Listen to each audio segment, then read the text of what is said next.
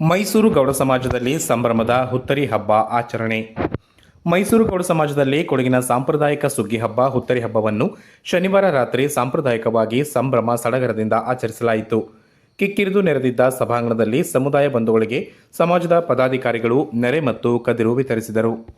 ಇದಕ್ಕೂ ಮೊದಲು ಸಂಜೆ 6 ಗಂಟೆಯಿಂದಲೇ ಕಾರ್ಯಕ್ರಮಕ್ಕೆ ಆಗಮಿಸಿದ ಪ್ರತಿಯೊಬ್ಬರಿಗೂ ತಂಬಿಟ್ಟು ಪ್ರಸಾದ ವಿತರಿಸಲಾಯಿತು. ನಂತರ ನಡೆದ ಸಾಂಸ್ಕೃತಿಕ ಕಾರ್ಯಕ್ರಮದಲ್ಲಿ ಭರತನಾಟ್ಯ, ಸುಗ್ಗಿ ಕುಣಿತ, ಹುತ್ತರಿ ಹಾಡು ಮೊದಲಾದವು ಗಮನ ಸೆಳೆದವು. ರಾತ್ರಿ 8:50 ಸಮಾಜದ ಅಧ್ಯಕ್ಷ ಕೊಂಬಾರನ ಬಸಪ್ಪ ಹಾಗೂ ಚೆರಿಯಮನೆ ಉಮೇಶ್ ಅವರ ನೇತೃತ್ವದಲ್ಲಿ ಕದಿರು ತೆರೆಯಲಾಯಿತು. ಈ ಸಂದರ್ಭದಲ್ಲಿ ನೆರೆದ ಜನರು ಪೊಲಿ ಪೊಲಿಗೆ ಬಾ ಎಂದು ಘೋಷಣೆಯೊಂದಿಗೆ ಸಿಡಿಮದ್ದು ಸಿಡಿಸಿ ಸಂಭ್ರಮಿಸಿದರು.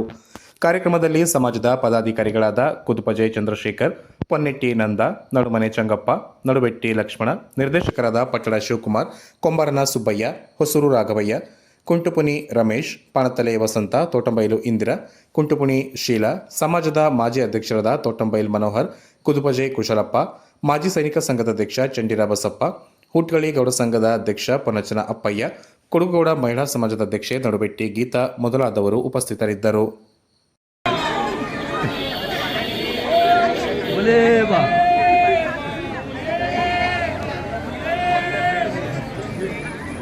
ಪಾದಾರವಿಂದಕ್ಕೆ ಗೋವಿಂದ, ನಮ್ಮನ ಪಾದಾರವಿಂದಕ್ಕೆ ಗೋವಿಂದ,